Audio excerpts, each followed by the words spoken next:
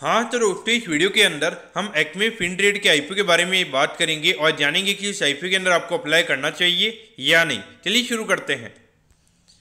तो देखिए, सबसे पहले अगर हम यहाँ पे आईपीओ की डिटेल्स के बारे में अगर हम बात करेंगे तो ये जो आईपीओ है 19 तारीख को ये आईपीओ में स्टार्ट होता हुआ नजर आएगा और 21 तारीख को ये आईपीओ में क्लोज होता हुआ नजर आएगा। अगर हम इश्यूज की अगर हम बात करेंगे तो हार्डली 132 करोड़ के लगभग का इश्यूज हमें यहाँ पे कंपनी का नजर आता है और ये जो पूरा पैसा हमें यहाँ पे कंपनी के पास में हमें जाता हुआ नजर आएगा, यानी कि जो पूरा आईपीओ में फ्रेश यहाँ पे ये आईपीओ का नजर आता है। अगर हम प्राइस बैंड के बारे में अगर हम बात करेंगे तो 120 के कट ऑफ प्राइस पे कंपनी हमें शेयर्स देती हुई नजर आ रही है। 125 शेयर्स का हमें यहाँ पे लॉट शेयर्स ये कंपनी का नजर आता है, यानी कि एक लॉट को अप्लाई करने के लिए 15,000 रुपये आपको यहाँ पे लगने वाली है। अगर हम यहाँ पे रिटेल कोटा की अगर हम बात करेंगे अराउंड 35% के लगभग का रिटेल कोटा में यहाँ पे कंपनी का नजर आता है, यानी कि अराउंड 45 करोड़ के लगभग का रिटेल कोटा है। तो देखिए, जिस तरीके से हमें लिक्विडिटी फ्लो भी मार्केट में देखने को मिल रहा है, ऑलमोस्ट लगभग 3,000 करोड़ की डिमांड हमें रिटेल में देखने को मिलती है। तो अगर बाई चांस अगर ये कंपनी के अंदर हमें 2,000 करोड़ की डिमांड भी अगर देखने को मिलती है तो आराम से अराउंड 40 से 50 टाइम्स की आईपीओ में रिटेल कोटा के अंदर सब्सक्राइब होता हुआ नजर आ सकता है, यानी कि कहीं ना कहीं यहाँ पे जो अलॉटमेंट के चांसेस जाएंगे वो यहाँ पे काफी कम रहने वाली है। अगर यहाँ पे कंपनी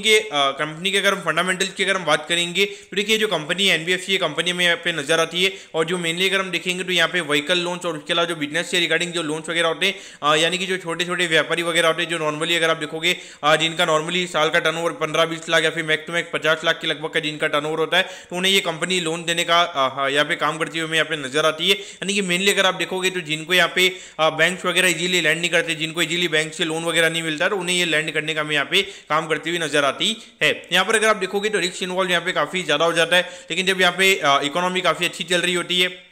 तो वहाँ पे इनको काफ़ी ज़्यादा हाई यील्ड बन जाता है, क्योंकि अगर हम देखेंगे तो इनका जो नेट इंटरेस्ट मार्जिन होता है वो बैंक की कंपैरिजन में काफ़ी ज़्यादा होता है, क्योंकि देखिए क्योंकि इनका रिस्क ज़्यादा रहता है। तो नॉर्मली यहाँ पे ये जो इंटरेस्ट रेट जो ये चार्ज करते हैं वो डेफिनेटली यहाँ पे ज़्यादा चार्ज करते हैं। लेकिन ऑल ओवर अगर हम देखेंगे तो यहाँ पे ये काफ़ी हाईली रिस्की इंडस्ट्री मार्केट को लगती है। मार्केट को लगता है कि अगर एकदम से अगर बाई चांस अगर यहाँ पे जो प्रोविजनिंग करनी इनको पड़ जाएगी या फिर एकदम से अगर इनके बैड लोन बन जाएंगे, तो इसीलिए नॉर्मली ये जो सेक्टर है इसको मार्केट लॉन्ग टर्म के हिसाब से अगर हम देखेंगे तो 20-25 या फिर मैक्स टू मैक्स यहाँ पे 30 से ज़्यादा का पी रेशियो देने का मार्केट यहाँ पे ये काम नहीं करता है।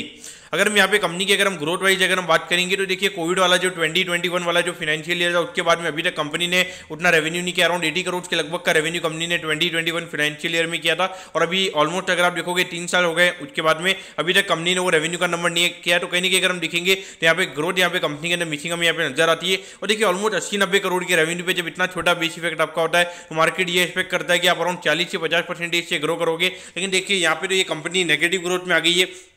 तो डेफिनेटली ये मार्केट इसको लाइक नहीं करेगा। और यहाँ पर अगर हम वैल्यूएशन वाइज भी अगर हम बात करेंगे तो अराउंड 500 करोड़ के मार्केट कैप पे कंपनी का आईपीओ में आता हुआ नजर आ रहा है। और अगर हम पिछले साल की आई थिंक 15 करोड़ के लगभग कंपनी की अर्निंग है, उसके हिसाब से अगर हम वैल्यूएशन निकालेंगे तो अराउंड 33-34 टाइम्स के वैल्यूएशन पे कंपनी का आईपीओ में आता हुआ नजर आ रहा है। तो वैल्यूएशन वाइज भी अगर हम देखेंगे तो कॉस्टली और कहीं ना कहीं ग्रोथ हमें यहाँ पे कंपनी के अंदर मिसिंग नजर आता है। मुझे ऑल ओवर देखा जाए तो इतना कोई सही आईपीओ नजर नहीं आता है मेरे हिसाब से, तो इसको अवॉइड करना सही रहेगा। और अगर हम ग्रे मार्केट के भी सोर्सेज के हिसाब से अगर हम बात करेंगे तो ग्रे मार्केट में भी ये आईपीओ को लेकर इतना ज्यादा इंटरेस्ट हमें भी अभी करंटली नजर नहीं आता है। तो पॉइंट से मेरे हिसाब से इसको अवॉइड करना ही सही रहेगा। हाँ, अगर किसी को थोड़ा बहुत रिस्क वगैरह लेना है तो मेरे ख्याल से एक बार के लिए 5 या 10% से ज्यादा नीचे आईपीओ नहीं खुलेगा। हाँ, अगर आपको अगर 5% का रिस्क अगर आप ले सकते हो तो मेरे हिसाब से अगर आपको लिस्टिंग इन के लिए अगर अप्लाई करना है तो आप कर सकते हो, लेकिन लॉन्ग टर्म के हिसाब से मेरे ख्याल से अवॉइड करना यहाँ पे सही रहेगा। तो दोस्तों, मैं होप करता हूँ कि एक्मे फिनट्रेड के आईपीओ के बारे में आपको सब कुछ समझ में आ गया होगा। अगर आपकी कोई भी क्वेरीज है आप कमेंट कीजिए, मैं जरूर आपके कमेंट पर रिप्लाई करूंगा। ये दोस्तों, thank you, have a nice day.